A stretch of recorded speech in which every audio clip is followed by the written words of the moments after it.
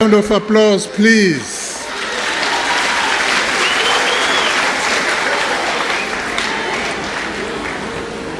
No, I didn't hear that.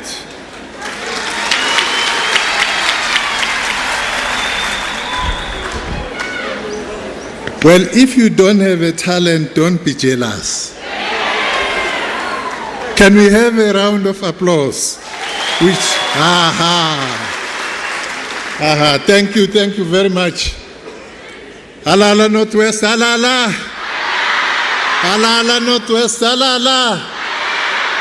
Alala Bukoni Bupirima, alala. Alala Bujanala, alala.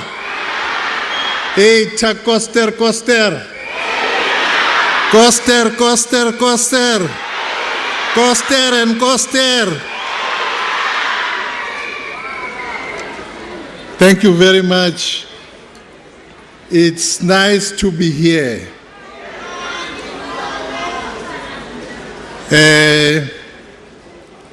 Koster is warm. Koster is home. Premier Waruna.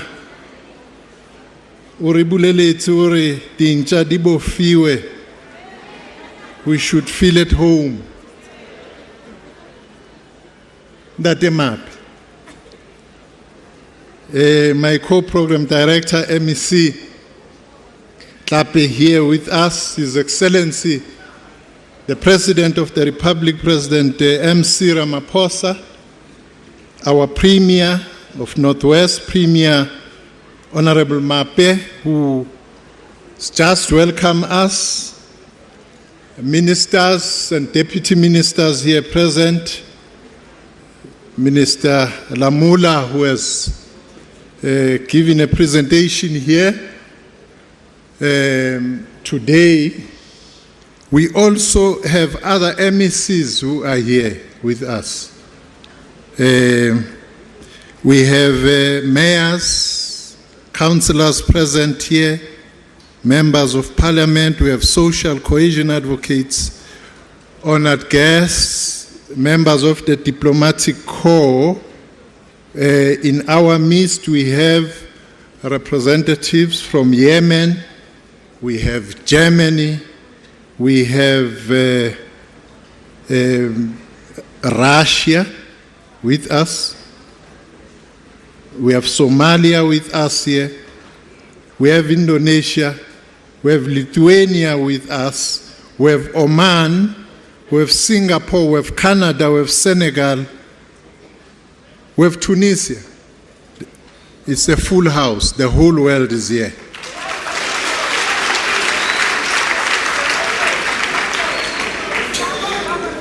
Yeah, which one?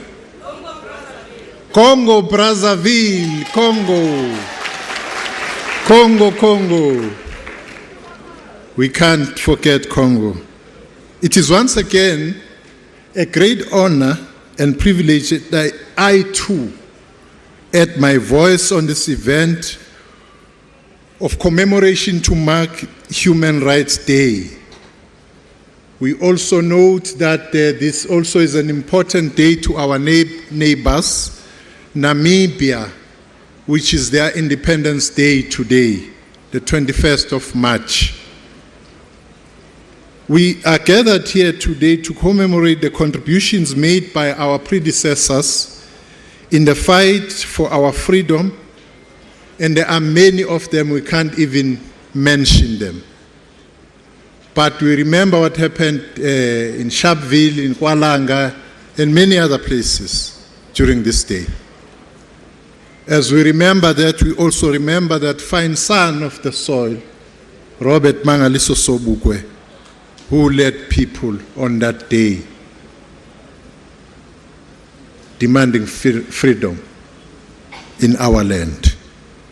This year's theme for the day is the Year of National Unity and Renewal, promoting and protecting our human rights gains. The violation of human rights in our country and the continent started with the advent of colonialism. Every aspect of our existence was ruined, defiled in every manner possible. In that process, we lost all the senses of dignity and humanity.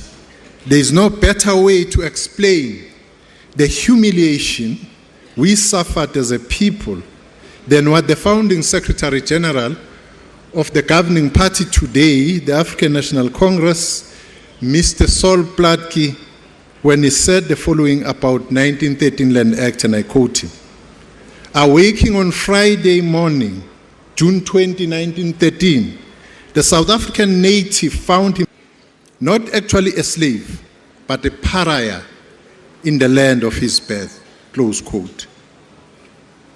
The second and the fundamental violation of our human rights, and there are many of them, but this one was a deliberate depredation of our indigenous languages.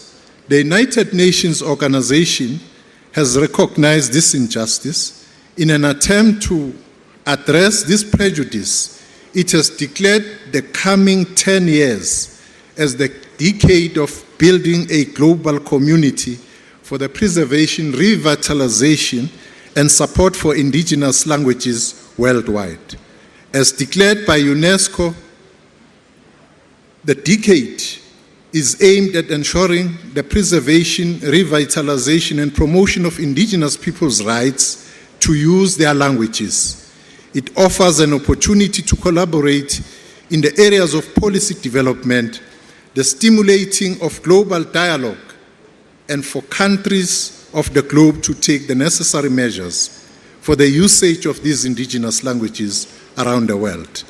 The UN deeply understands the significance of language in the thought process of an individual, as Professor Kwesi Pra once put it this way, and I quote: "Mother tongue is the foundation of thought in the second language."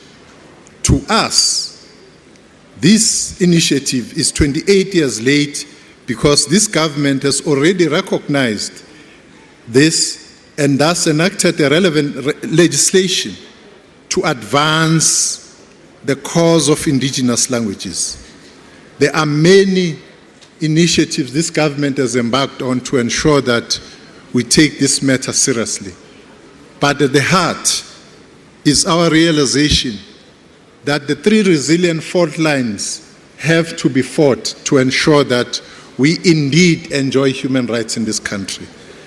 That poverty, inequality, and unemployment still persist in our country, and our task is to continuously address this so that we reach the point where human rights is everybody's rights in this country.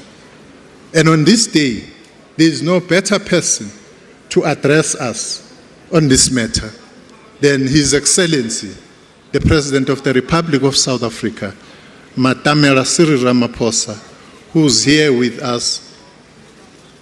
President, your compatriots are waiting for your intervention, which will be umhlahlandlela. Iza nomkhombandlela, Mongameli.